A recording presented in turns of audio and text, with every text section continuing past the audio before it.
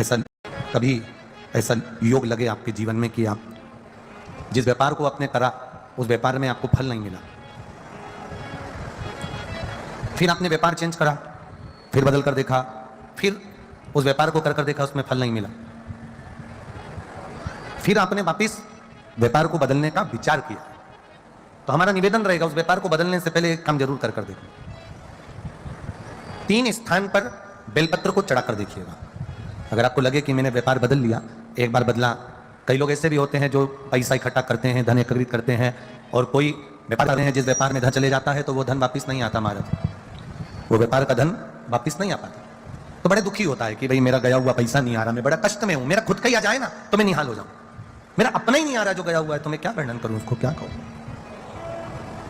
उनके लिए भी ये प्रयोग, ये शिव विद्येश्वर संहिता का ये भाव बड़ा सुंदर है महाराज। आप व्यापार पर व्यापार बदल कर देख लिए, धन भी हमारा कहीं डूब गया, आ नहीं रहा है, तो प्रयास करना 3 स्थान पर चढ़ाई गई बेलपत्र हमें सुख का अनुभव करा देती है। बहुत ध्यान लगाइए। पहला, अशोक सुंदरी की जगह। अब ये बेलपत्र जब भी आप चढ़ाएंगे तो रविवार की अगर प्रदोष पड़ जाए, कौन से दिन, रविवार की प्रदोष के दिन ये प्रयोग अवश्य कर देखिएगा। ज्यादा बार नहीं करना, केवल एक ही बार करना, बाबा स्वयं कृपा करेगा। अपने मंदिर में, अर्थात अपने घर के पास कोई मंदिर हो, शिवालय हो, देवालय हो, जहां शंकर भगवान विराजमान हो, शिवलिंग हो, ऐसी जगह पर अवश्य करें। हमें कहीं दूर जाकर ये प्रयोग नहीं करना, अपने शिवालय, अपने जो घर के आसपास में शिवालय हो वह। एक बेलपत्र अशोक सुंदरी वाली जगह। अब उसको अशोक सुंदरी की जगह पर भी चढ़ाने का तरीका क्या है? जब हम बेलपत्र चढ़ाएंगे तो उस बेलपत्र को चढ़ाते समय आपकी जो बेलपत्र की डंडी है, वो बेलपत्र, रविवार प्रदोष के दिन का ये उपाय है महाराज, ये बेलपत्र की जो डंडी है, इस डंडी का भाग शिवलिंग की ओर होना चाहिए। ये जो डंडी है, इसका भाग अशोक सुंदरी पर जब चढ़ाएंगे तो शिवलिंग की ओर इसका भाग होगा महाराज। दूसरी, बेलपत्र को जब हम समर्पित करेंगे, जया, विषहरा, शामरीवारी, दौतली, देव, मान लो जलाधारी ऊपर नहीं है शंकर जी के, तो उसका स्मरण कर कर 5 कन्याओं का नाम लेकर, जया, विषहरा, शामलीवारी, दौतली, देव, इनका स्मरण कर कर शंकर भगवान के शिवलिंग पर बेलपत्र रखेंगे। बेलपत्र कहां रखना है?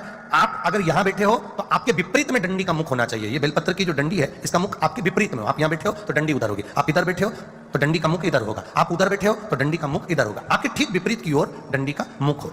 ये 2 जगह बेलपत्र समर्पित करने के बाद तृतीय बेलपत्र शिवलिंग की जो जलाधारी है, जहां पर भगवान शंकर का शिवलिंग रखा है, वहां स्पर्श कराकर, केवल छुआना है, स्पर्श कराकर बेलपत्री के पेड़ के नीचे ही कोई कंकर हो, कोई शंकर हो, या कोई मिट्टी का ढेला हो, नी हो, तो वहीं मिट्टी को थोड़ी सी ऊंची कर कर एक बेलपत्र बैठकर इस बेलपत्री की डंडी जड़ की ओर, मतलब जो वृक्ष होता है उस ओर इस डंडी का मुख होना चाहिए। ये 3 रविवार के प्रदोष के दिन शंकर भगवान पर चढ़ाई गई बेलपत्र से हमारा गया हुआ धन भी पुनः आने का रहता है, और हमारा जो व्यापार बार बार बंद हो रहा है, शिव की कृपा से एक बार चालू तो चालू हो ही जाता है। शिव तत्व को जाना और निवेदन है सब भाव से करना, हृदय चित्त आनंद, जो